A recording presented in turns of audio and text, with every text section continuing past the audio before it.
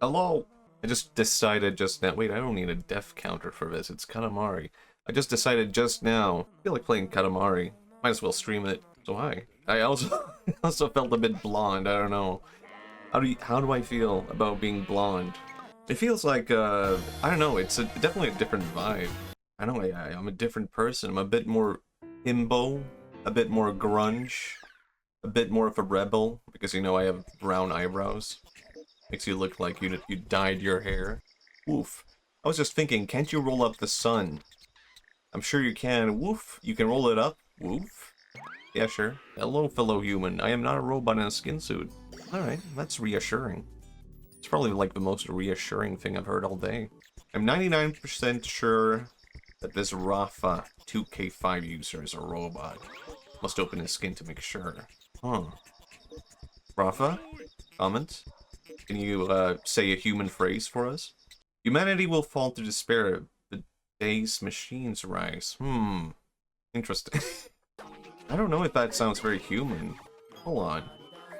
Wait a second, a human wouldn't say that. Hexagenic, could you say a human phrase for us, please? Go on. We need like a comparison, I think. There's a rattlesnake in my boot. Alright, I think that wait, no. No, a human would scream. They wouldn't be that proper. You could probably make like a general like assessment of robots and humans and their statements just based on like how they would describe feeling. A human saying the end of the world is coming when the machines rise up is a human phrase. It's like a statement of anguish and fear. A rattlesnake in my boot. It's just a statement. It's not. There's no anguish or fear regarding to the inevitable rattlesnake bite. I think my favorite sci-fi film. I don't think I've ever been able to get into like a sci-fi film that is like too technical. Like, I mean, growing up, like of course Star Wars was like my favorite sci-fi because it was like basically just space fantasy, not even real sci-fi. But me in my head, I was like, oh, sci-fi means spaceships. It means laser pistols and stuff. But I don't know. I feel like I have very strong feelings about sci-fi as someone who does not enjoy sci-fi, because I feel like so much of sci-fi looks kind of lifeless and boring. I get the appeal when Star Wars was first. Yeah. I don't know. I think honestly, I think part of the appeal of Star Wars for me is that I feel as if the world is more alive than something like Star Trek, because Star Trek is like they explore like a ton of worlds and they all kind of look the same. I mean, that is also, you know, a budget issue, right? But maybe the best comparison might be the game Mass Effect, where everything in Mass Effect is supposed to feel expansive, like a galaxy. Instead, every civilization feels like it lives inside of an office. You never get the feeling of like, this is how people actually live, and every culture and alien race is different. Station's already dead. Yeah, I cannot call myself a Star Wars fan anymore. Like, and I was hugely into Star Wars when I was a teenager. Yeah, Star Trek, I feel like Star Trek for me has always felt like technobabble. I don't know, I think maybe I would like Star Trek today, though. I think if you want to make like a sci-fi universe with aliens and look at like how you have to look at how people live in different cultures. You can't just be like reading sci-fi if you want to make things feel alive, at least in my opinion. Like if you look at like a lot of cultures, how they dress up areas and how they live and such, there's a lot of like textiles, and like people hang up textiles on like walls and walk on it. It's one of those things that you don't get across when looking through history, because textiles kind of like fall apart over time. They don't really get preserved. But so much of like culture has textiles to it. And then you look at like, I don't know, sci-fi, different cultures, people trying to like make things feel alive, and there's nothing there that makes it feel like lived in or human. It's just like people sitting at desks and people living in sterile environments. And I honestly feel like people would just I don't know, die if they lived like that. If people lived in an environment that feels so dead, people would go insane. I feel like if I made like a sci-fi universe, then so much of it would just be based on like culture and how people actually live. I would be, I feel like because of that early experience of like interest in Star Wars and what made Star Wars feel alive to me, I don't know, I think I would just have to approach it from that way. I feel like, I don't know, I used to be really into like world building when I was a teenager, right? And I would build like different kinds of universes, fantasy, sci-fi, and stuff like that. And I didn't really finish any of them because I you know, I feel I feel like it's kind of difficult to finish world building, I guess. Like when does it end? You could just keep going forever. I don't even think Tolkien was ever finished world building, was he? He never went like, oh, I'm satisfied, this is good. But I at some point I abandoned that completely, world building. I feel like I gravitate more towards horror sci-fi. Ah, man, that's a... I have been getting into sci-fi lately, but I honestly feel like I can't get into horror sci-fi. Because, I mean, the reason why I like horror is like the supernatural element. So, can you have that in sci-fi? Like a supernatural element? Maybe. I feel like I would have to introduce like some kind of, I don't know, psychic power thing. Where you, oh yeah, something alien incorporated. Ah, yeah, I guess that is fun. I guess that's fun.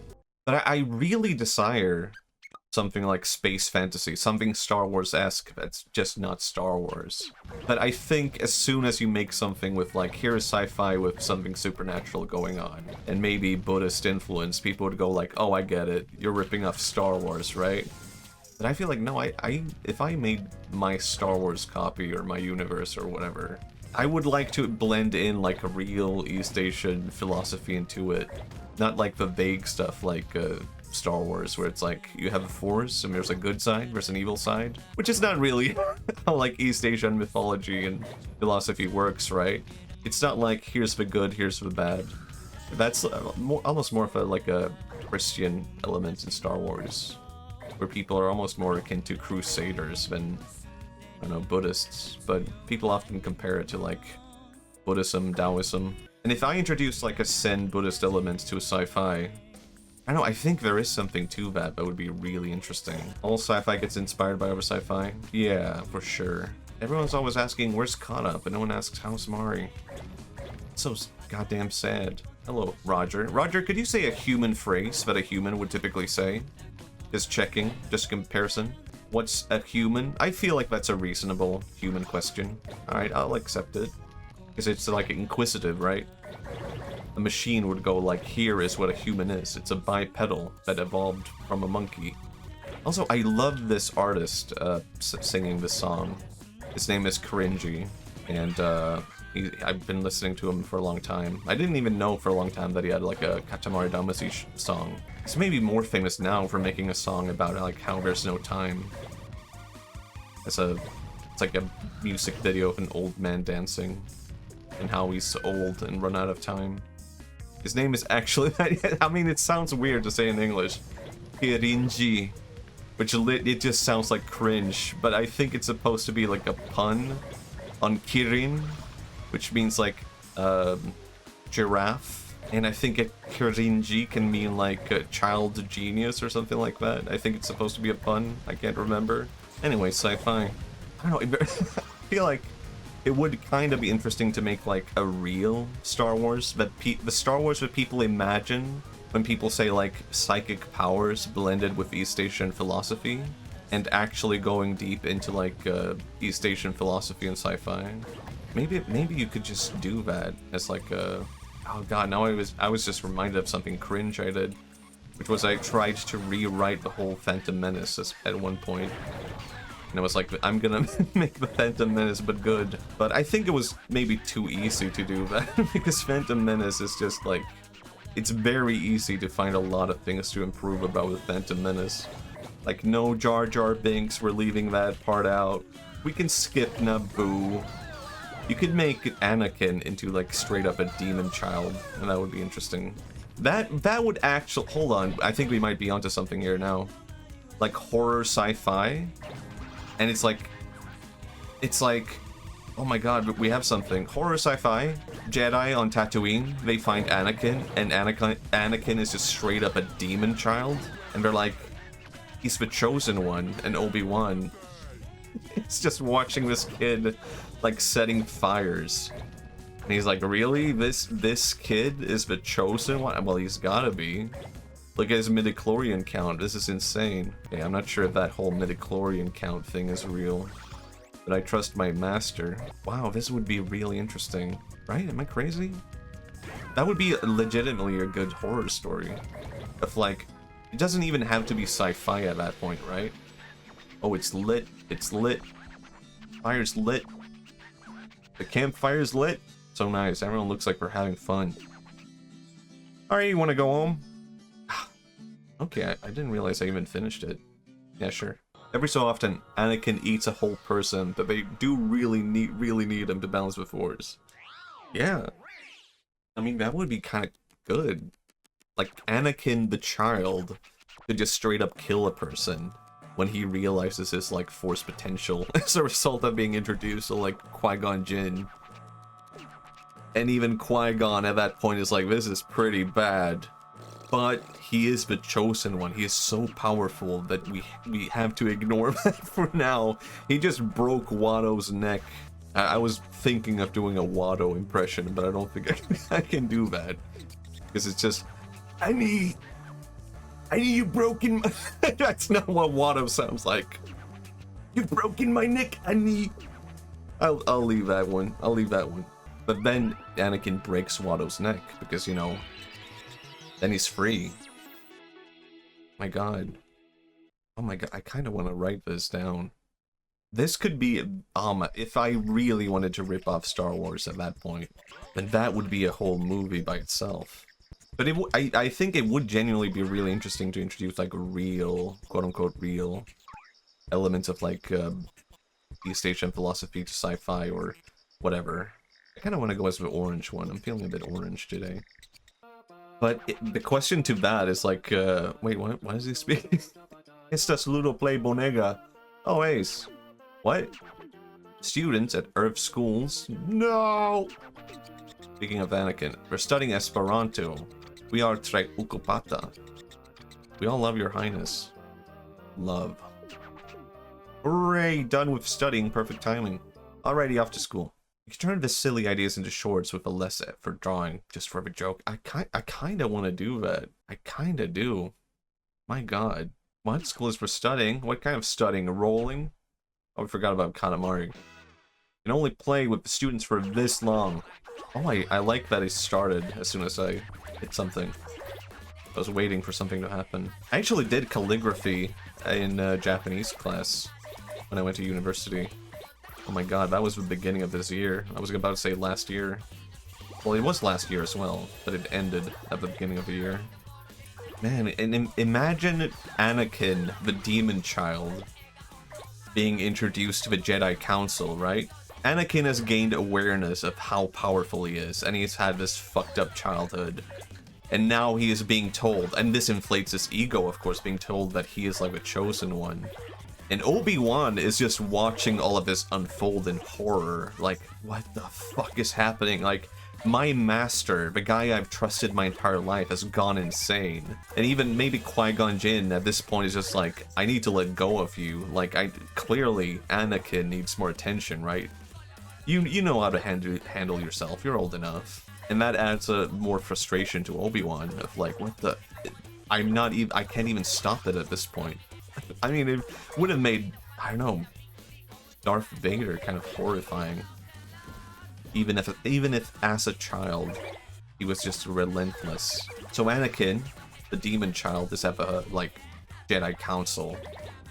And he's being presented to them like, you know, like he is supposed to be, like, I don't know, the chosen one. And they are rejecting him, saying, like, not only is this, like, kid too old to train, but he is actually, like, legitimately insane.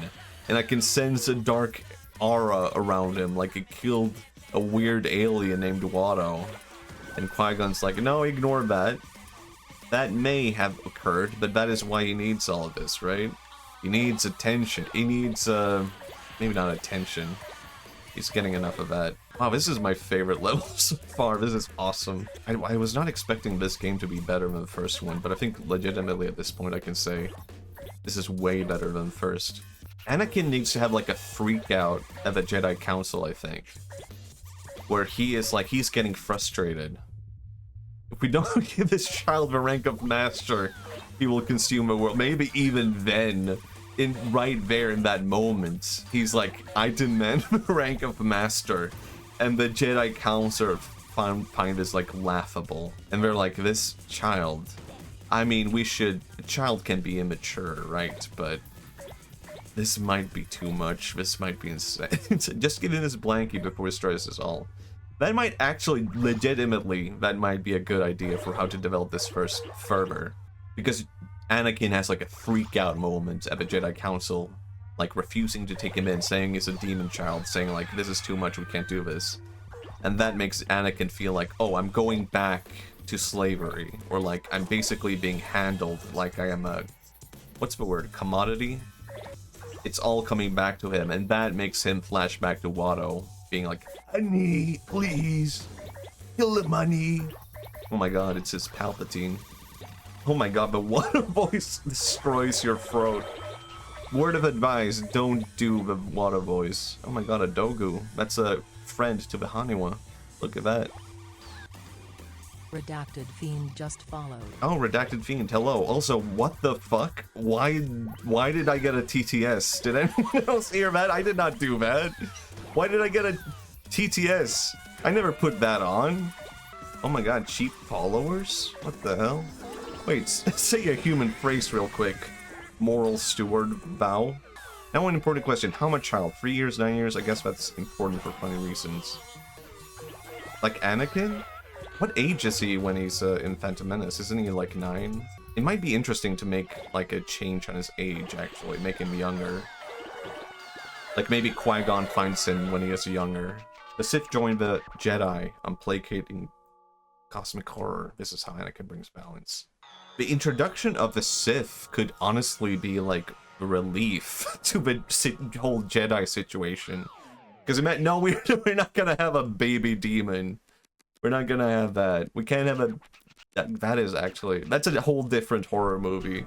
Of like a baby having psychic powers. That has to be a story already, right? There has to be a story like that. Maybe not a movie. There has to be like some like horror film or whatever. Maybe not film, but story. Let me just drink some water.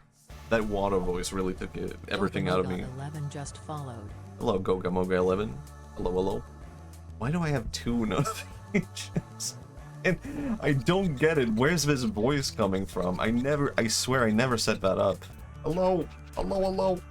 Gago. I mean Goga. Moga. Could you say your most human phrase? I'm not suspecting you of being a bot. I'm just looking for comparisons to what is the most human thing to say.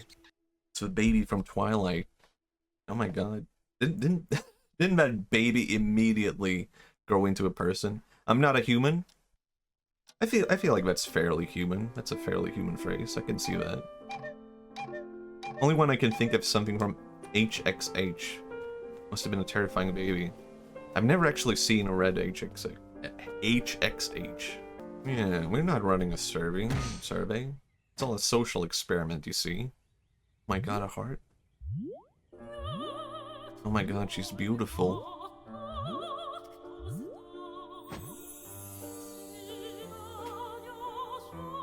School is great. Playing with friends. Why am I doing a goofy voice? Confessing your love. Culture fest, sports fest.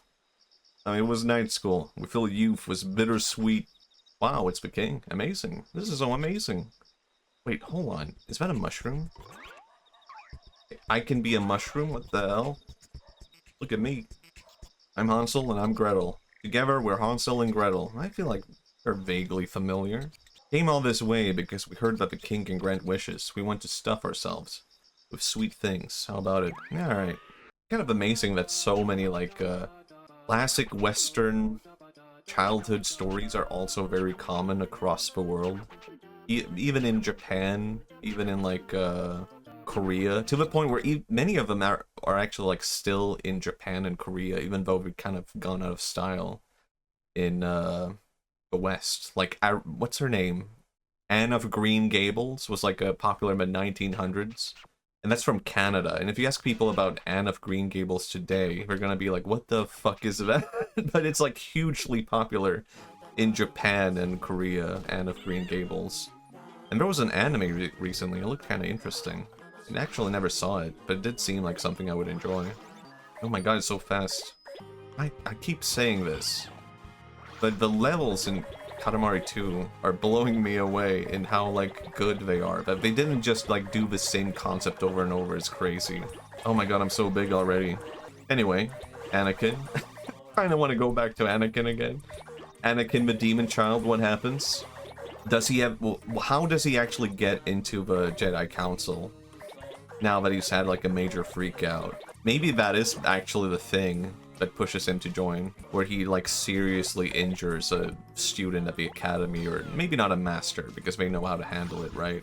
But that causes the masters to realize the importance of taking him in, because they're like, the alternative is that he joins the Sith, right? That's the only other option for him. He just murdered Watto. He murdered, maybe not murdered another one, but Watto. There's also a lot of sweets in Japan that used to be popular in the West that have completely gone out of style since. Like the Castella is associated with Japan, but in Japan it's associated with Spain and Portugal. But I don't think people in Spain and Portugal, like, actually eat Castellas anymore. So they're like, oh, that Japanese snack. How would Star Wars be different if Anakin used a Katamari? Now, here's an interesting question. Qui-Gon lands on Tatooine. He sits down at the junkyard, right? But then he looks away, and then when he turns the other way, he's like, wait, hold on, all the junk is gone. And he hears, like, rumbling in the distance. And he feels a sensation he has never felt before. A rolling force. The rolling force is like something that's only existed in myth. Oh my god. That was insane. Oh wow. This is an insane Katamari.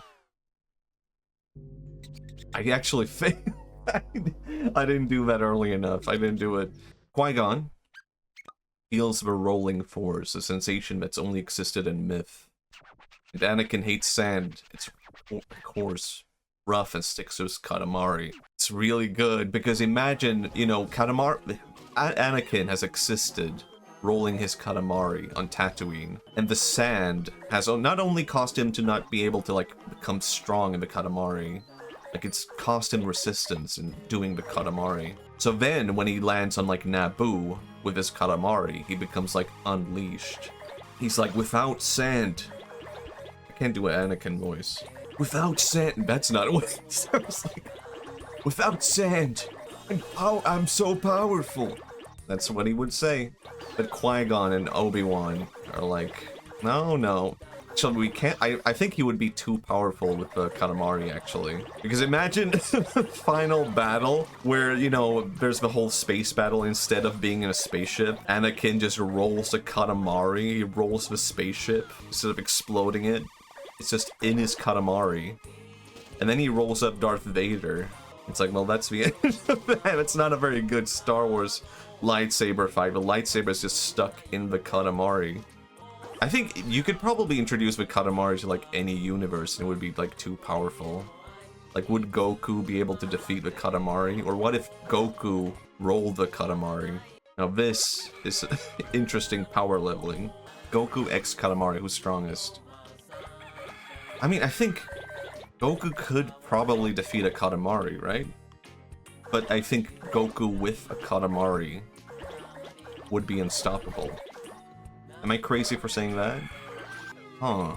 Oh god, I did the exact same mistake again. Oh, I mean, yeah, honestly, the levels go really hard. Even though I've been defeated over and over again by many levels, I feel like they are way better than Katamari 1. I feel like I've watched a fair amount of Dragon Ball at this point, but I still feel like I don't actually know enough about Dragon Ball. I guess I didn't get into Dragon Ball C. That is basically it. I basically only saw the original one. I like that one. I liked when Dragon Ball was a bit more gag comic. I think I could maybe not get into the whole, like, action stuff as easily. You've only seen abridged. Fair. I mean, it's so big also. It's not much to know. See in Super, it's just dudes duking it out. Yeah. I mean, I do feel at times, but that's just like all you want to see. That's good. And that's all you need. Sometimes it really is like, you just want to see dudes fight. I mean, I felt that way about, Jujutsu Kaisen, basically. I did not really like Jujutsu Kaisen, to be honest. And I kinda got the vibe of, like, this is just people fighting. But I could see the appeal at the same time and be like, you know what, I enjoy these fights, even though I'm not enjoying the story. And I will say, I used to hate the art style of Dragon Ball. But now it has grown on me, like the big eyes and how pointy everything is. And I kind of like the fact that it's like so stupid that you kind of find it charming. And Akira Toriyama was kind of a genius in just like, I know, embracing anything and going with the flow. OG Dragon Ball. I mean, also, Akira Toriyama does amazing vehicle designs. I don't know why so many, like, manga animators are, like, manga artists and animators are, like, obsessed with vehicles. There really seems to be a thing where it just makes them amazing at drawing and animating and stuff like that. Like, Hayao Miyazaki is obsessed with planes, and, I can never remember his name, but Hayao Miyazaki had, like, a guy he studied under who was, like, one of the greatest animators ever, and he was obsessed with, trains. The same goes for, like, another big guy, Studio Chisu, Girl Who Leaped Through Time, that director, Hosoda. He is obsessed with, oh yeah, Yasuo Otsuka, yeah, that guy. A lot of Japanese people are obsessed with trains, and I kinda get it now. I kinda get the appeal. I feel like I could get into trains, I just need to learn more. It is kinda interesting, oh my god, oh whoops. Kinda like this, Macho, oh my god, that's me. Something, I don't know if this is true. But I think the second season of Power Rangers was about how the Power Rangers, like the original one, right, in Japan? The original Japanese Power Rangers, the second season was actually all about trains, and they could transform into a train. And it just never, like, released in the West, because they were like, Western kids are not as into trains as Japanese people are, so they just skipped that entire season. I don't know, I find that a bit sad. Like, maybe that would have introduced a ton of people to the magic of trains. Maybe I would have been like that. I know it's a meme to be like, oh, thing at home, thing in Japan. Oh my god, wow, amazing. Few Rangers honestly not as good as Jetman. I don't know. That's different versions of Power Rangers, I assume. I haven't seen enough of it. I don't remember that much of it, even as a kid. I did watch it, but I don't recall a whole lot about it. Oh, okay. I feel like I should get acquainted with Sentai. Like, Kamen Rider, I feel like is the one thing I keep coming back to, even though I've never seen a single episode. I'm like, I just have a feeling I would love Kamen Rider. I can just feel it. I don't know if I'm ready for loving that show, though. I don't know if I'm prepared. And I say that as the creator of Big Mask. I'm such a shame. There's literally nothing left to collect. But I know if I turn this in, he's gonna be upset. And this Stardust is not enough. I do find Sentai to be, like, genuinely fascinating, though. I feel like we need to, like, bring that back. I guess that's, like, thing about Tokusatsu is there's no wrong way to go about getting into it. Okay, that's good, that's good. I don't know, I say this as someone who's not even a fan of Tokusatsu, but I feel like if, let's say, Marvel and DC were like, we love Matthias and we love his YouTube video about monkeys, it made us go, haha, he should direct the next, I don't know, Batman. I would be like, okay, I'll do it. I would accept literally any role. Like, sure, I'll do it. I'll do I don't know, X-Men, Superman, Batman. I'll do it. No one will like it, but I will do it. And I would just make it into Tokusatsu. I feel like that is when I would have to be like, I'm getting into this one thing. And I'm just gonna turn Superman into Tokusatsu. I'm gonna turn Batman into Tokusatsu. I'm gonna turn everything into it. I'm more fascinated, even as someone who's not familiar with, like, the lore or characters. I'm very interested in just the whole setup of it all. And I just find there's a lot of charm and appeal to it. I'm so confused by this. Oh, I think maybe this is, like, something you do later when you've made more stars and more Katamaris into star things, right? I see. Maybe, but I could just get into Tokusatsu now. I don't have to get it. I don't have to wait to get an offer from Marvel. Actually, there is one Tokusatsu thing I have seen. A Big Man of Japan, which is actually like a comedy film. It's a parody. But I watched that, and I did not get it at the time. I saw it because I'm a big fan of Matsumoto Itoshi, who's like a Japanese comedian. I was like, I gotta watch this film. He's in it. And then I was like, I don't get the context. I don't understand it. But it did introduce me to Tokusatsu in a way. And I feel like I can look back at that now and be like, oh, I get it now. All those things I didn't understand. Is anyone here familiar with Gaki no Tsukai, a Japanese comedy show? That's I guess I bring that up fairly often, that show, but it has been a big influence on me. I feel like that may have been very early on when I first started studying Japanese, I guess. That was like one of my biggest introductions to Japanese TV. So I guess that's like just always going to be a part of my DNA now. There's so much that could be said about Japanese TV that I find so interesting. But I feel like I need to save that for my DMCA stream when I get banned from Twitch. Because I'm like, hey everybody, it's time to watch Japanese TV. But it will be a good stream. It will be worth it. I realized this while like watching my streams while editing and stuff like that. Like I bring up the same topics a lot, and I kind of repeat myself a lot. But I decided very early on from streaming that I'm going to do that because I feel like, for one thing, I think that it can be like genuinely good because you kind of want to explore the same things that you like, right? You kind of want to explore the same themes and maybe develop further on them. I feel like it would be a mistake to be like, I've talked about this before, I can't bring it up again. Because then it's like, for one, you're never gonna have anything to talk about. And second off, you can always like expand on the things we've talked about before. And the third thing is, I remember a long time ago watching Twitch, and there was a YouTuber, I'm not gonna say his name, who started streaming on Twitch, and I was like, oh, I like this guy. I'm gonna watch his stream. And he was like extremely upset with the chat because he had to repeat himself over and over again. So he was like, I already, well, someone would come in and ask a question and he would be like, well, I already talked about this. Go back in the VOD, go back 20 minutes, you can find me talking about it. And it's like, oh my god, dude. Relax. It is okay to talk about the same things. And he never streamed again after that because I think he didn't like the repetition of it all. But I feel like you kind of have to embrace that, you know? Oh, I could go out here the whole time. My god. Jesus Christ. I didn't think that was possible even.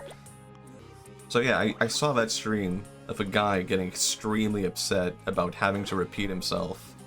And it started off the stream with him being like, wow, I love streaming, this is great. And at the end, he was just like, I can't stand these people. They don't get it. But I think you always have to bear in mind with Twitch. I remember being told this by someone, that like the average, I don't know if this is true, but I kind of just base everything on this one comment. That like the average Twitch viewer like watches a stream for like 5 minutes. And I think that is probably, you know, not true for every Twitch viewer, obviously. I can, you know, see that people stick around for longer than that. But it's something good to bear in mind that, like, the average viewer is actually not, like, actively watching a stream for 2 hours, right? So I think that's good to bear in mind. And I think repetition can be good, actually. It's a part of a platform. You can't... I think the mistake that maybe that one YouTuber made was he was coming into... Yeah, I do the same thing. I rarely watch streams at full length because, you know, I have things to do. I think the mistake that one guy did was like, he was approaching streaming and Twitch as if it were YouTube, right? So he thought, like, I can't, you know, on YouTube you would probably not, like, repeat yourself and make the same video. So why would you do that on Twitch? But my god. I mean, I also repeat myself on YouTube, I feel like.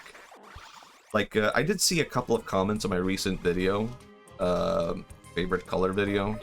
I saw some people saying, like, oh, this is very similar to, like, should I cut off my fingertips?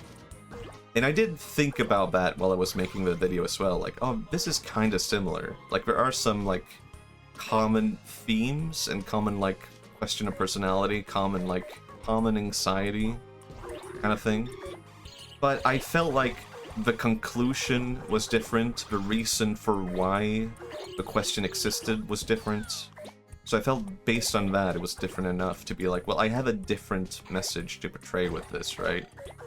So I think if the end result is different, then maybe that is like what matters in the end. Like, maybe I'm saying something smart here, I don't know. If the end result is different, maybe that's what matters. I felt like that was what mattered for me at the very least. Because man, I agree, to be honest. Yeah, that's good. Okay, I'm not insane. I am. I could also. Oh my God, Honeywell! Look at that. Grab him. Another one. Grab him.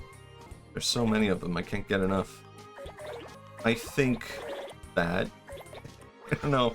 It could potentially be I'm building an army of yes men, going yes, yes, Matthias, yes.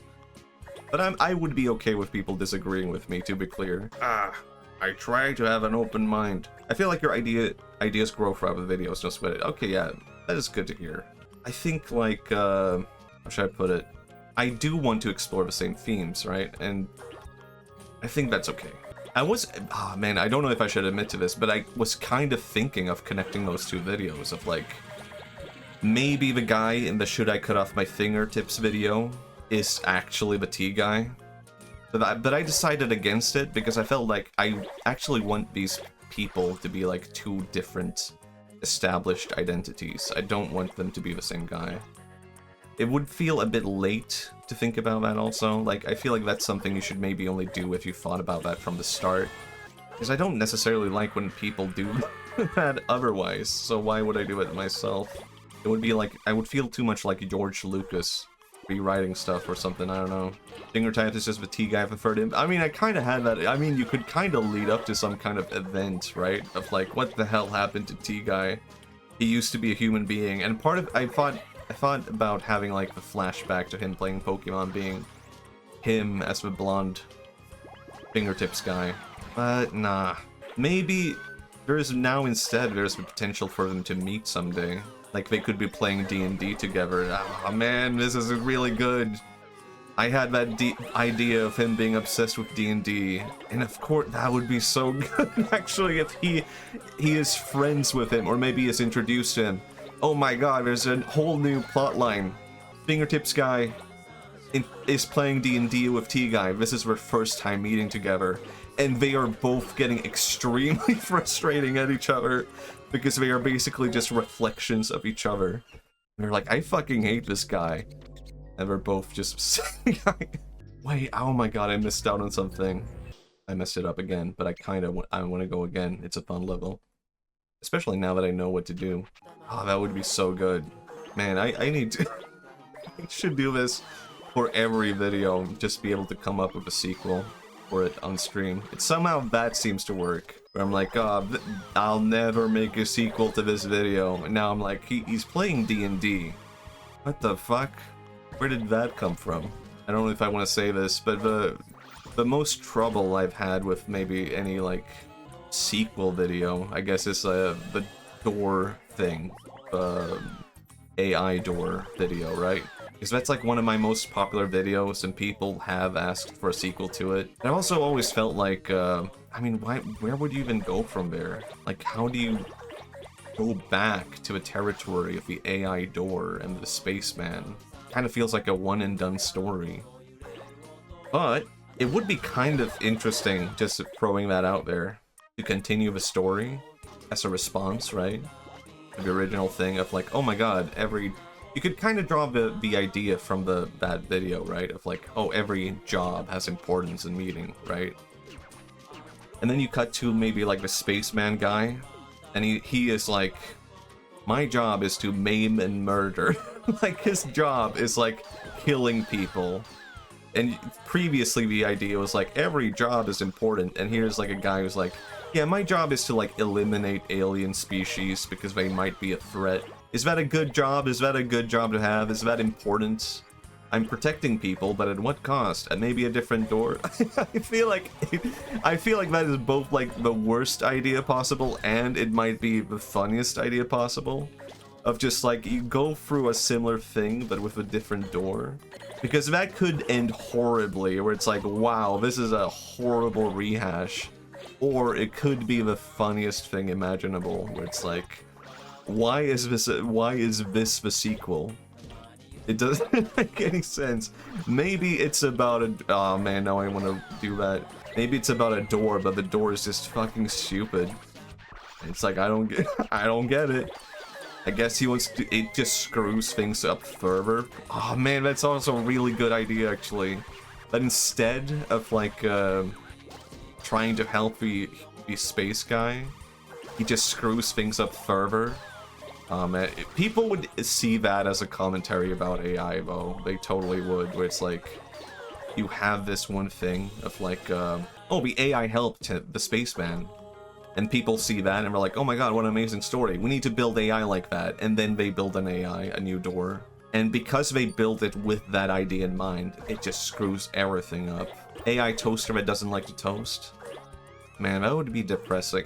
I don't know if I could make that video. It would be like a human who refuses to eat. No, wait, I can't say that. It's literally just, what do you need to survive? A human that refuses to poop. Now that would also end badly. Maybe that is the human function though. Because so much of like plants and stuff like that is spread around because humans were like, I eat tomato, then they travel to another place and they poop. And the tomato seeds grow there, and then another human finds those tomatoes, and he's like, oh, tomatoes. Then he travels somewhere else. He poops. He spreads the tomato further. Maybe we only exist in, like, as an addition to the plants of this world. Pooping could be, like, the human's best function possible, and we wouldn't even know it. We just neglect it. It's just what we do. That's not a good video idea. I'm not doing that one. How about... Okay, going back to the door video idea. A man... No, wait, that's not the wrong video. My job is to maim and murder. And it's like a guy, but I don't even know where you would go with that, because, like, you can't interact with the door, I feel like, from that viewpoint. You would have to leave the door behind and only focus on the spaceman. And based on that, you would have to explore him further, and you could go anywhere from that. You could turn into a whole adventure. But do people actually want to see that? Like, here's the story of a minor character. That would make me feel like, I don't know, George Lucas again. Like, what if Watto had a wife and kids? Here's their story. Here's the story of Watto. Book of Watto. Watto's been on my mind lately. But I don't want to do the voice again. I dislike... Ah, man, this is something that I dislike about that video, though. The whole AI door spaceman video. Which is that, like, in time, people have come back to it and been like, oh, this is an excellent example of AI. And it's like, or someone will be like, my boss linked me this video when talking about AI. It's like, oh god. I think your boss might have a misunderstood idea of what AI is. Because AI, that's like, people talk about AI, and it's not really AI. They are using a marketing term to sell something different under the disguise of AI. AI is lost on... Yeah, I feel like the inevitable endpoint of the AI crash, what will probably happen is that people end up using different terms for AI. They don't call it AI anymore. Once it crashes, I'm assuming, people will really find, oh, this term has lost all its, like, luster. We need to come up with something different so that we can keep selling the same thing, but under, like, a different pretense of, like, no, this is not a bubble, though. This is totally different. So I think AI, the term AI, will just eventually split into, like, 10 different terms. I mean, that has already kind of happened, hasn't it? Like, some people are calling it, like, LLM, Language Learning Model, which I think is more accurate, probably. I wouldn't actually know. I don't know enough about it. But AI is such a, I don't know, depressing, like, topic. I don't want to talk about it. LLM is the more accurate term for... Okay, so that is what it means. But I think we're probably going to see a lot of that, where it's like, different terms being used. I think LLM will probably become more commonly used, and people will use that wrongly as well, because it's like, Oh my god, Densha Otaku. It's cameraman taking pictures of a train. So freaking real. Here's a different topic. Has anyone seen that video of like it's a bunch of Japanese guys taking pictures of a train, and they are waiting for like this one train to come through that's like a super rare train. Like it's happens so rarely. So it's like a huge event. You have all these like people lined up to see it. And what happens is that like an American guy on a bicycle comes by, and he's like super happy seeing all of his cameramen and starts like bicycling in front of them, and they all freak out and they're like, get out of the way, get out. And they're like, we need to do something about this guy. They're like seriously upset, and they start demanding money from him, but he doesn't speak Japanese. So he's like, oh, something funny is happening. He doesn't get it. Anyway, that's a very funny video. I think everyone in Japan dislikes the train otakus, or at least the obsessive ones like that. Also, I did it. Hooray. I kind of get it, though. I said it before. I didn't fully bring out my thoughts on trains in Japan. They were pretty fun. And even, like, aesthetically, I just vibe with them. They're annoying. Or at least those who take photos, right? Because a lot of them will, like break into places. Okay, I need to listen to this. Hold on. This is pretty good. This is what real romance looks like. Oh my god. I just had a I don't know, mental break where I'm like, oh my god, I'm streaming right now. It's all happening. But yeah, people dislike train otakus because a lot of them who take photos and stuff like that. What do you mean 4+ murder cases about it? Yeah, I guess people really don't like them. But the thing about those who take photos of trains, like, they will often, like, break into territory because they want to take a good pic of a train. A lot of them will, like, go on the tracks to take pictures of trains, which they are not allowed to do, obviously. And a lot of them will, like, go onto other people's property to take a good pic of a train. So people hate them because of that. They can be, like, very disorderly. But having an interest in trains by itself seems pretty normal in Japan, so I think that's probably, like, safe. I don't think I would break onto the tracks to take a picture of a train. I don't even think I took a picture of a train in Japan, but I would definitely do that now. Also, Detective Conan is a thing that I would like to get into as well. I've seen a little bit of it, I've read a little bit of it. Actually, I have a very... I don't know if I'm allowed to reveal how much we know each other, exogenic. Can I say that we know each other in real life? Is that okay? But let's say that maybe I had a friend at one point. I had literally no reason to bring up. Okay, maybe I will. But okay. Let's say that I had a friend at one point who accidentally bought like a copy of Detective Conan, and then he was like, "Oh, I didn't realize I already had this copy," and then he wanted to give it to me. And I don't know why I did this, but I guess I had a bit of a freak out myself because I was like, this is just like a random volume of like, it's like volume 49 of a manga, and I can't accept it because that means I have to buy all the previous volumes. I don't know why I had this mentality at the time, but I was like, I can't take it. I can't take this random volume of a manga. It's an obligation to buy more. Wait, did I? You don't remember? Okay. Yeah. Ignore it. Ignore that. But let's say maybe that happened to me once. I'm in college right now. Do you have any advice? For what? What are you in college for? Computers, gaming, gamer science, neuroscience. I don't think I can help you with this one. Try to have fun. Haha, smiles. What's my advice for neuroscience college studies? I actually wanted to get into neuroscience at one point, and I even got in.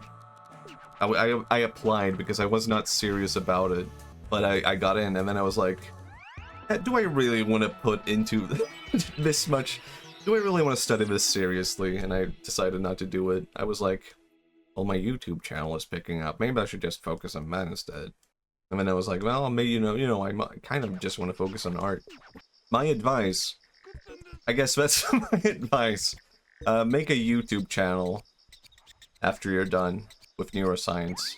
This is the worst advice possible, but you should make a funny little YouTube channel where you use like stick figures to talk about neuroscience, and maybe you could make it like comedy skits and make it funny, because that is something I would like to watch.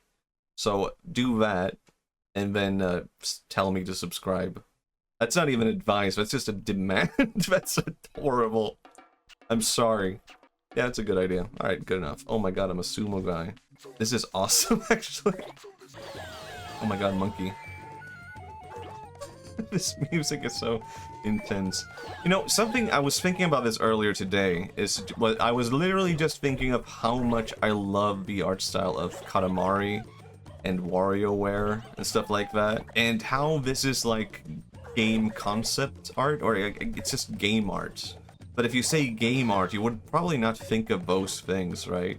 You could call it game art, right? Because it's such a varied field. But I almost feel like it needs like its own term or something. Just like, I guess you could just call it fun art, comedy art, fun, exciting, delightful art. It's the name of the art style. Oh my god, that monkey is insane. But I vibe with that so much. But I'm like, I kind of wish I just had, you know, forever ago, when I was getting into like video game concept art, I was like, I'm gonna be a video game concept artist.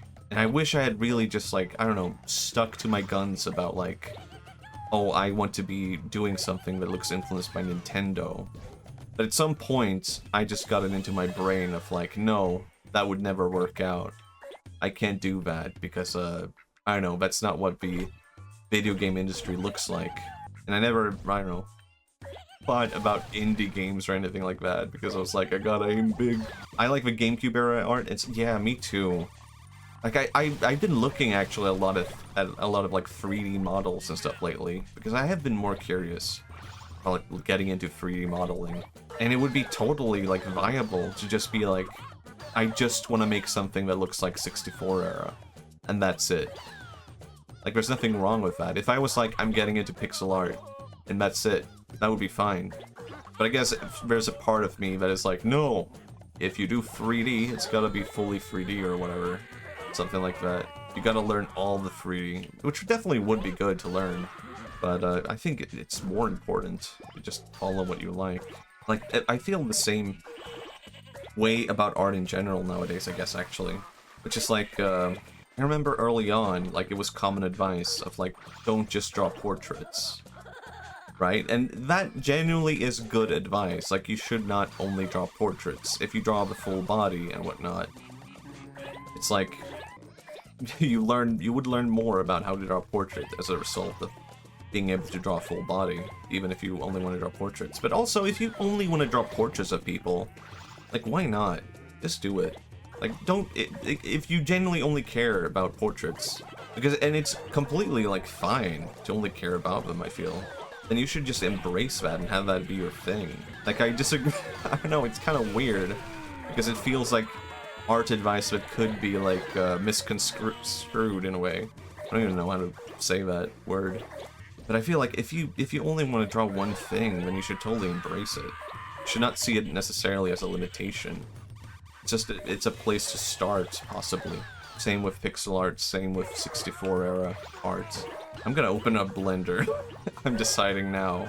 I need to do that. I need to do something 64 era. Even if it's just like, I don't know, I think this is something, oh, right, of like, it can be really intimidating to learn a new software. Like, even if it's something like Clip Studio Paint, it can feel intimidating because you're so used to like Photoshop.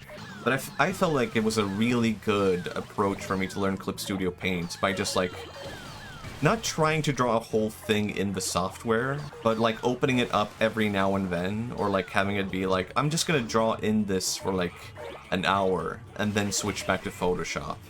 And I did not end up, you know, sticking to Clip Studio Paint, but that was something that helped me, you know, teach it, where I wasn't just like, I need to understand everything from the get-go, but just getting acquainted with the software helped me do that. And I feel like I could probably do the same with Blender, where it's like, it's maybe a bit too ambitious to be like, at the end of this, I'm gonna have a finished thing. But if I open up Blender for 1 hour a day, I would be able to get acquainted with the software. Oh my god, cameras. I don't know, people make a lot of rules for making art. It's okay. You don't have to have a Miyazaki attitude. Yeah, yeah. Like, I feel like, I don't know, very early on I got into, like, video game concept art, and I listened to a lot of, like, people with weird opinions and podcasts, and people were like, you gotta do this, you gotta do it tough. Yeah, I would also like to make something low poly. I feel like I would vibe very well with that. And I guess from that, I mean, it's part of, like, I can't only blame it on other people, right? Because I was the one who listened to that stuff. So it was also a mental attitude of myself where it was like, I need to do it the tough way where it doesn't matter. And I feel like now that is such a silly way to look at things. That like, oh, if I ignore this, then I'm not giving it my all. It's like, actually you don't need to give it your all. It's funny enough. Like, you might actually be better off not giving it your all. It's kind of like, this is also going to sound like really bad exercise advice, right? But like, a lot of people go to the gym and they imagine like, if I go to the gym, then I need to give it my all and I should be like sore and aching at the end of it and I should wake up the next day and be in pain and that's how I know I had a good session at the gym. But actually that's like a really bad way of approaching the gym because for one, you're probably not gonna want to go back if you're always just like, I'm in pain. I went to the gym and it sucks. I exhausted myself. Like, you can actually go to the gym or exercise and just do it casually and, like, you don't even have to wear yourself out.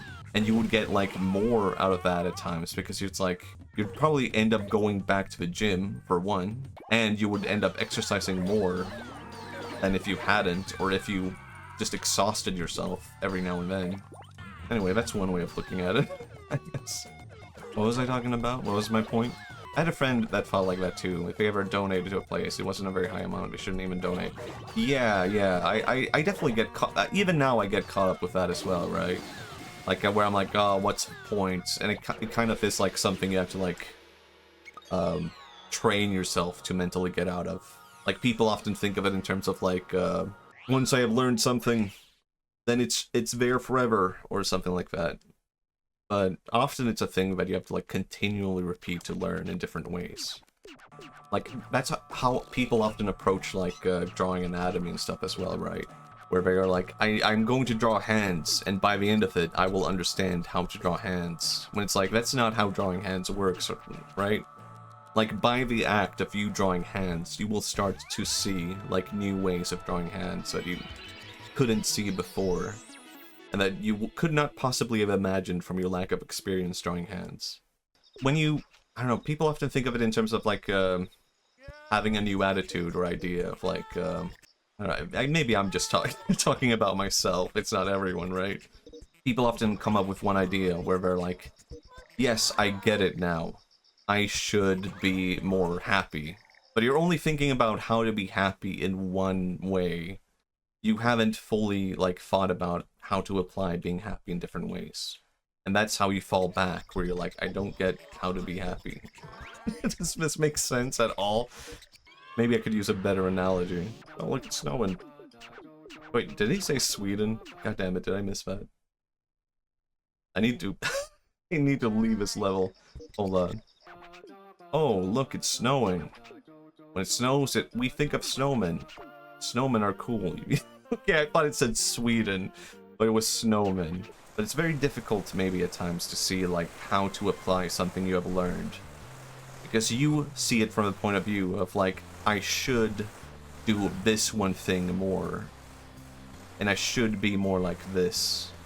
Without seeing the full picture from even that starting point.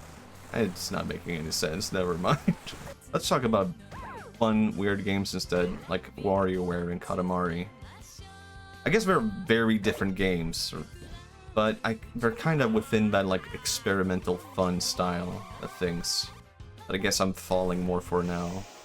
Oh shit, I didn't realize that was way too early. Whoops. I thought it was something something I could roll on there. One more time. What the hell are you doing, man? What the fuck? Is that bugged? I guess I see myself, weirdly enough, more... Maybe not that weird, but I do see myself more interested in games and game development now. Whereas before, I guess I looked at it in the way of like, because I'm on YouTube, I should be more inspired by animation and stuff like that. But I don't know, I feel like I'm feeling fresh again by kind of not leaving it behind, but trying to look at things from like a different source of inspiration. Like sometimes I look at cutscenes of video games and I'm like, this is a good way to tell a story. I kind of want to do something like this, something more minimal. Because I think it can also be a really bad way to approach... This is going to sound absolutely insane, I guess. But there was a point, not too long ago, there was a point where I was making videos on YouTube, and I seriously thought, like, I need to be like the Studio Ghibli of YouTube. Absolute insane thought, looking back at it now. Like, how can you even possibly think you could compare one man? Because that was also, like, you know, my thing also of, like, no, I need to do that. And also be one guy doing everything by myself. I think maybe I needed to, you know, calm down a bit. I could just be myself. Didn't have to compare to Hayao Miyazaki and be like, this is me. I'm gonna be that guy, but on YouTube. I don't think I even ended up making anything out of that during that period. It was just too intense. Have I ever had shaved ice? I don't think I ever have. It's just ice. How tasty could it be? Isn't it just ice with syrup? Like sugary ice? Because going back to ice with syrup is surprising. I guess now that you say ice with syrup, there's something in me where I'm like, well, I do like syrup. So maybe it would be really good. That's when an old... Oh man, I can see that when an old lady makes it for you. When I was in Japan, I want an omurice. I need to get an omurice. And then I didn't get one until I went to the airport. And I was like, oh, I guess this is where I get my omurice. I wanted to maybe go to a maid cafe, but my friend Sai was like, absolutely not, we're not going to a maid cafe. And I was like, I don't know if I want to go to a maid cafe alone. Now I would do it. I would go alone. I would enjoy the cringe. I wanted to go because it was cringe, but it would have been cringe to be alone, and now I would enjoy the cringe of being at a maid cafe alone. I wanted an omurice there. But, then, I never got one because of that. I never ended up going. It's like, oh man. But then I saw at the airport, I saw like, you could get omurice, and I thought, ah, you know what, maybe it won't be, you know, that good, because it will just be, you know, a corporate-made franchise omurice. But then I went inside, and it was like an old Japanese lady. Yeah, it was an old Japanese food mixing. Well, that was to my surprise, of like, at the airport, there was just this old, kind woman who was making, like, homemade food. I was expecting it to be like, you know, all big franchises at the airport.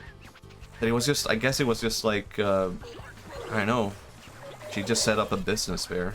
And she gave me an old Japanese woman omurice, and it was delicious. It was great. Oh, that was the best thing I've ever had at an airport. I would do it. Oba-chan.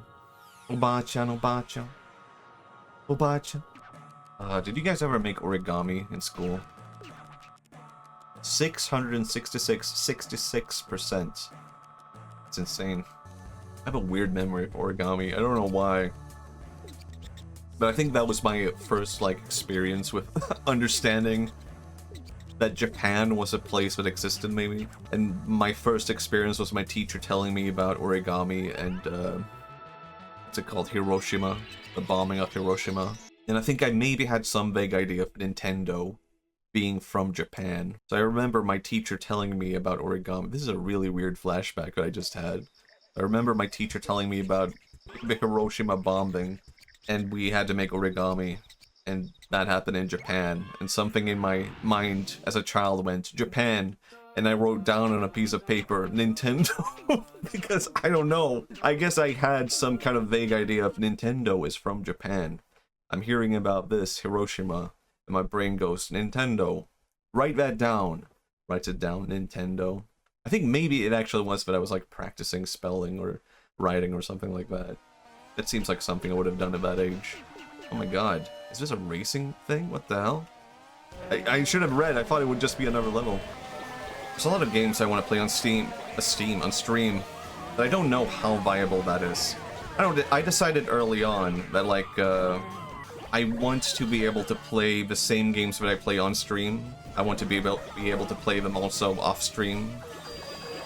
Because I don't think people would actually mind if I'm like made progress outside of streaming. And just because I feel like that is a good way to ward off like burnout. If you feel like you have to play everything while streaming, I think that's like the quickest way to burn yourself out on streaming. I just want to enjoy gaming as much as possible. That'll keep me coming back. But Katamari, I feel like this was a game that I definitely wanted to play streaming. And that made me go, I need to stream right now. I wasn't planning on streaming today. But then I felt that urge 1 minute before I started streaming of like, I don't want to play Katamari right now. Might as well stream. So it has its benefits as well. Looks in horror as your flesh self becomes 2D.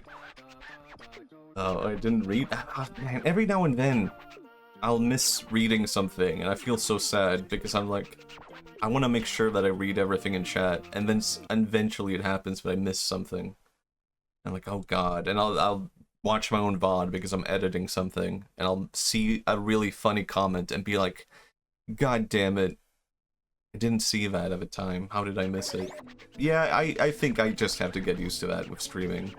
But I feel like that's one of my favorite things about streamers, when they try their best to read everything in chat. So I want to be a part of those guys. To be honest, I still can't go back and watch my own. I get it, because like, it can be tough. I don't like hearing my own voice. Like,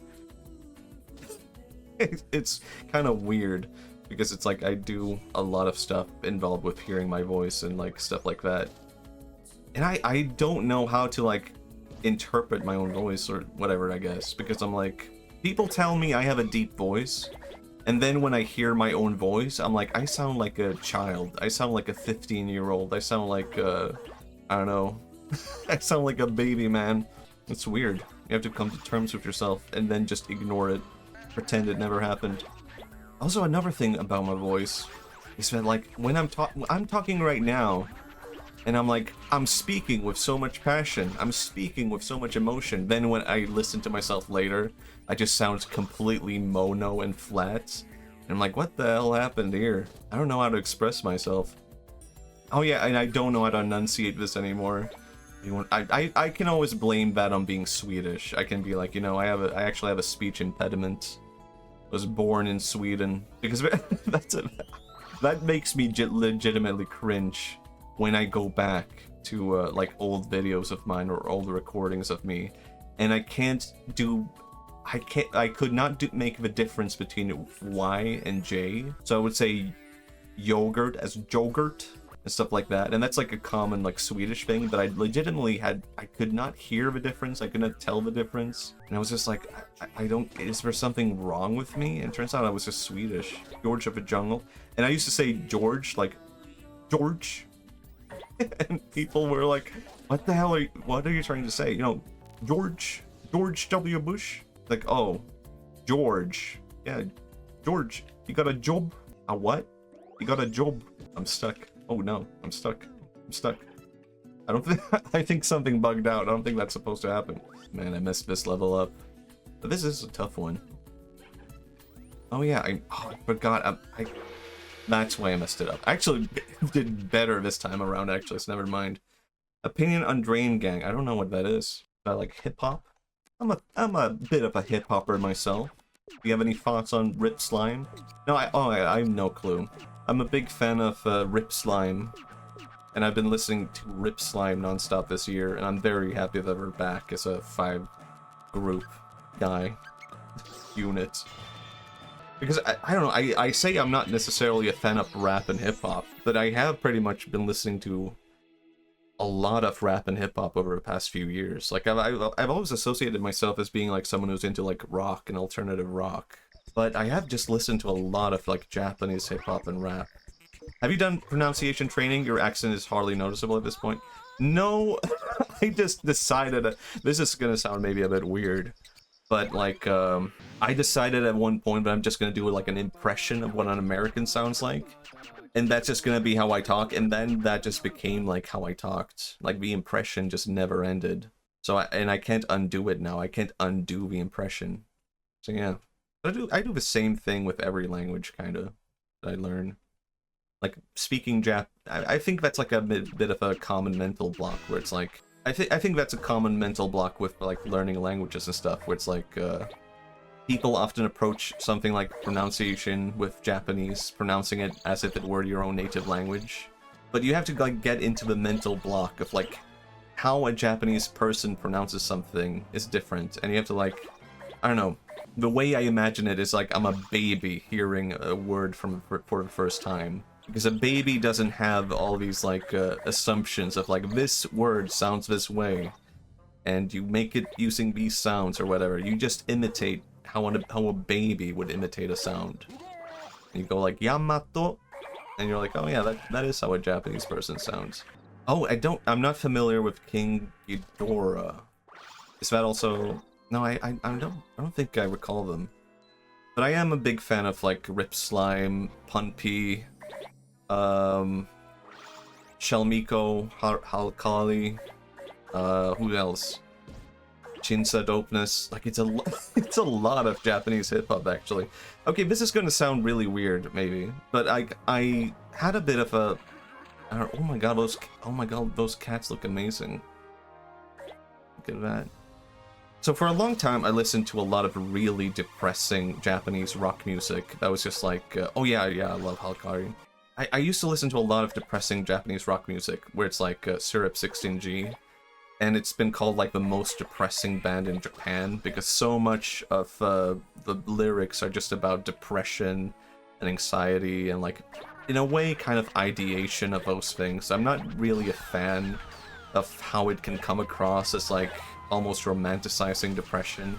But there was also something that really appealed to me about that kind of depression rock, where it felt like so ruthless and brutal and honest in a way, where it's almost like the vocalist is like portraying like the worst side of himself, and he's not trying to make it like sound good. He's just being honest and being like, I think life sucks and it would have been worse if I wasn't alive. And I listened to that and I'm like, this is like beautiful. This is like a level of honesty that's like, you don't hear. And it's like so, I don't know, laying it into hard in a way that sounds so, you don't hear it that often, I guess. It resonated with me in a way, but I think it resonated with me too hard also, where it just permeated into my mind this kind of depression sound. And I kind of started to feel like, you know, the only thing that's real is this kind of depression, this kind of depression rock. Everything else is fake. Unless it's like people singing about sad stuff, and it's not real. And eventually I kind of had to realize that, like, authenticity... I mean, authenticity is like such a big topic for me, because I'm so fascinated by it. Well, so for a long time I really listened to a lot of, like, depressing music. And I at the time, I just felt like this feels authentic, and I like the sound. But I do honestly think, looking back now, it kinda, like, warped my mind in a bit, where I was like, I was vibing a bit too hard with the depression, and when I felt bad, I would listen to it and be like, this is sort of like ruminating. Like, at one point I realized this is not helping me process, like, me feeling bad or sad. It's just me ruminating in the sadness, and it's actually helping me feel worse. Winbearer calls himself authentic. I guess, I don't know, I think it's kind of like, I don't know, I would like to aspire to come across as authentic, right? But at the same time, I guess this is maybe a bit controversial to say. It's like the only conclusion you can make the further you go into, like, authenticity is that, like, you can't really judge what is authentic for other people or what is truly authentic as an art form. Like, the only way you can look at authenticity is, like, what is authentic to yourself. And I guess that was something that became, like, an interesting question to me, because I did feel like this depression rock music was, like, so authentic in a way. But in the end of the day, it's like, no, it's only authentic to me. And it was kind of, like, shown quite clearly when I showed this music to other people, and they were just like, I don't hear it. Because, like, of course, it's only to me, it's not to them. And I got really upset because I showed the music to a girl, and she was like, no, I think we're faking it. And I was, like, so upset. And I was like, what do you mean we're faking it? Because it sounded so authentic to me. And she was like, I think they're just playing it up for, like, you know, I don't know, they just want to come across that way to be edgy. And I was like, oh, seething inside. But, and then I asked her, okay, well, what is authentic to you? What is authentic music? And she said, like, Katy Perry. And I was like, that blew my mind because I was like, what the fuck do you mean, Katy Perry? I asked, what is authentic music? And your answer is Katy Perry? But that was also a moment where I realized, like, who am I to judge Katy Perry and if she is being authentic? Like, a lot of people genuinely just like that kind of music. A lot of people genuinely want to make that kind of music. So it would be wrong to me to judge that as inauthentic purely based on like an aesthetic and be like, no, this is not like aesthetic enough to be honest and authentic. It also took me a while to realize I should not. Yeah. I feel like, yeah, counterpoint, devil's advocate, Katy Perry, and I don't know. It made me upset, but at the end of the day, all I could do was agree with her and be like, you know what, she is right in a way. Like, some people want to make music where they say I'm being authentic to myself, and then they make it, and what they end up making is like Imagine Dragons. And they're like, thunder, feel the thunder. And they're like, this is the most genuine emotion I've ever heard. Because in the end, they're just relating it to their own life, right?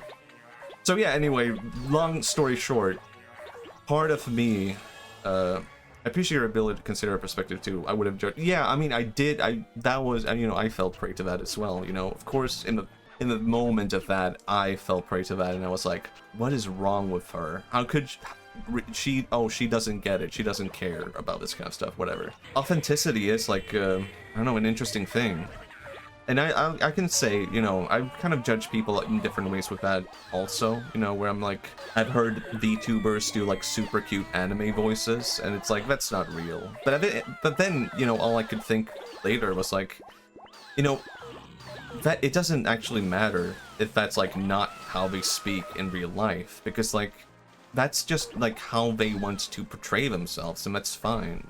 Like, everything doesn't have to be a specific way, and in some cases, you know, me speaking different to other people is not me being less authentic, right? It's just me portraying something different, a different part of myself. So I get it, though, if people are like, I don't vibe with anime girls or VTubers with super high-pitched voices who are kind of forcing it. Because yes, I mean, it doesn't have to be your thing. And it can be the case that someone is just doing it because they're like, this is what VTubers do. But I think it would be the wrong approach to say this is inauthentic. You know?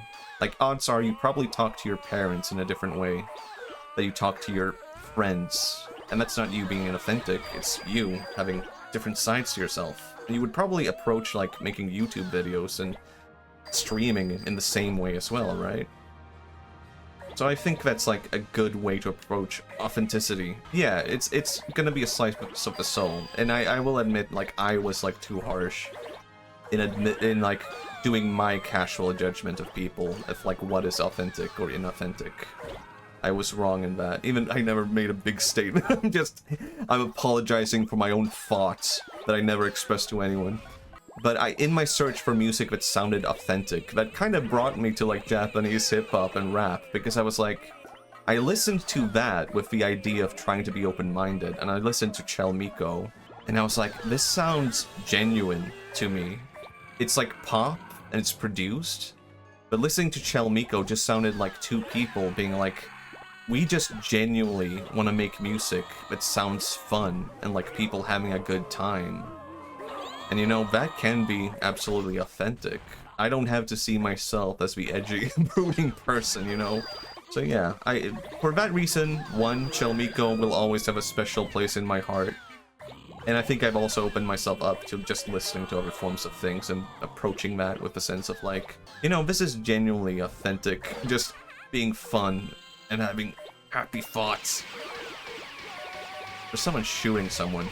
They're shooting me. Kill him. Anyway, having happy thoughts and such. Oh my god, I did really well in this level. I have to pat myself on the back. I didn't even know this big level was this big. Remember, I started from a tiny little room in the beginning, right? It's been a long time since then.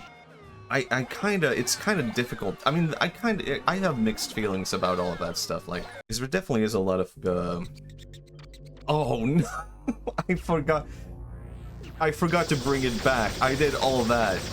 And I forgot to bring it back to where it was. I forgot I was supposed to do that. That kind of mentality can also be used for the good.